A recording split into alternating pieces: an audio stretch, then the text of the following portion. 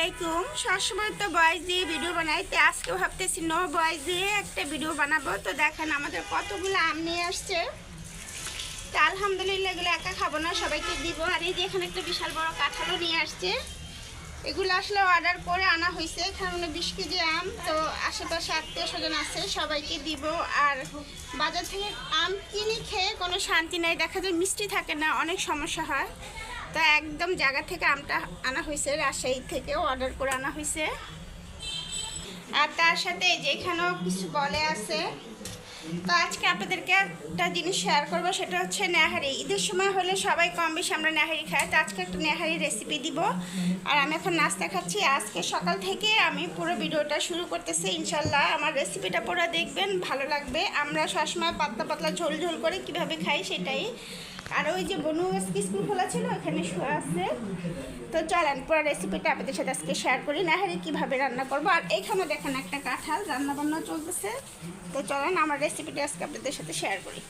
যা যা মশলা দিয়েছে এই সব মশলা দিয়ে রান্না করলে খুবই টেস্ট লাগে। অবশ্যই স্টার মশলা, কালো এলাচ, লং, এলাচি, হলুদ গুঁড়ো, মরিচ গুঁড়ো, আদা বাটা, রসুন বাটা, তেজপাতা। তো এটা হচ্ছে অবশ্যই নেহারি। আর নেহারির ভিতরে অবশ্যই কিছু সলিড মাংস দিবেন। সলিড মাংস দিলে খুবই ভালো লাগে। তো সাধারণত সবাই কিন্তু একদিনই খেয়ে ফেলে, আমরা কিন্তু এটা 2-3 দিন জাল করে খাবো। 2-3 দিন জাল করে হাড্ডি নলি সব নরম হয়ে যায়। তো এটা আমি এখন ভালো করে আগে দেখে নিব। তো নেহারি মিনিমাম 2 দিন জাল দিয়ে খেলেই কিন্তু এটা টেস্ট দ্বিগুণ বাড়ে। তো বাকি প্রসেসিং যা আছে আমি এটা 2 দিন পরেই করব, আপনারা এইভাবে দেখতে পারেন। যে মশলাগুলো দিয়েছি সব মশলাগুলোই দেওয়ার ট্রাই করবেন। অবশ্যই দিয়েছে, অবশ্যই 2-3টা পেঁয়াজ এরকম আস্ত দিয়ে দিবেন, আস্তে আস্তে গলে কিন্তু পেস্ট হয়ে যাবে। হচ্ছে ক্যালসিয়াম, ভালো একটা জিনিস, শরীরের জন্য খুবই ভালো, আবার ভীষণ খারাপ যাদের জন্য চর্বি আছে, তেল আছে, অনেকে এই জন্য খেতে চায় না। এই জন্য অবশ্যই একটু তেঁতুল দিয়ে দিতে পারে। তো এক্সট্রা যেই মেদ সেই জিনিসটা একদম তেঁতুলের জন্য কেটে যাবে। আর এটা খেতেও কিন্তু দারুণ লাগে তেঁতুলের কারণ। আমি আর একটা মজার জিনিস দিব, দেখতে থাকে। এই যে কিছুটা আটা, এটা আমি একদম আটার একটা স্মেল আছে সেটা গেলে তারপরে পানি দিয়ে গলিয়ে দিব। এটার কারণে ঘন হবে আর এটা দ্বিগুণ টেস্ট বেড়ে যাবে। তো সব রান্নাতেই কিছু না কিছু সিক্রেট থাকে। সেই আটাটা আমি দেখেন গলিয়ে নিয়েছি। এটা রেস্টুরেন্টের থেকে ভীষণ মজা হবে। আর সবাই কেন জানি না মাখা মাখা নেহারি বেশি পছন্দ করে। আমার কিন্তু এরকম ঝোলঝোলি ভালো লাগে, এটা আরও টানবে। আমি লাস্টে বেরেস্তা দিয়ে বাগের দেবো।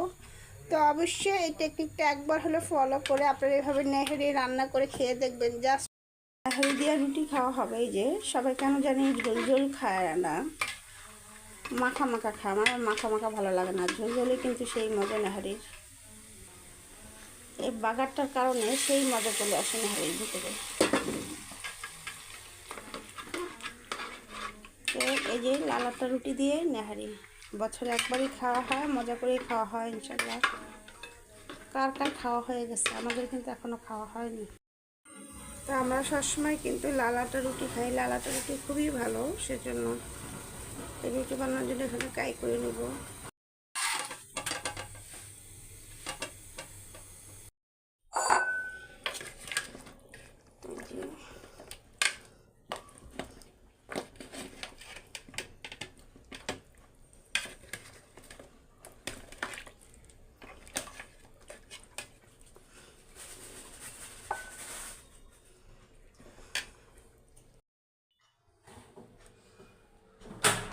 হয়েছে টেবিলে রেখেছি।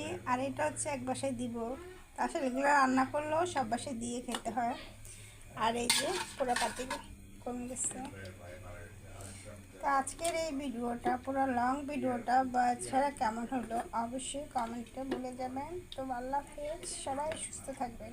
ইনশাল্লাহ নতুন কোনো ব্লগ নিয়ে আসবো। তার আমার নেহারি রান্নাটাও কেমন হয়েছে সেটাও বলবেন। আল্লাহ হাফেজ।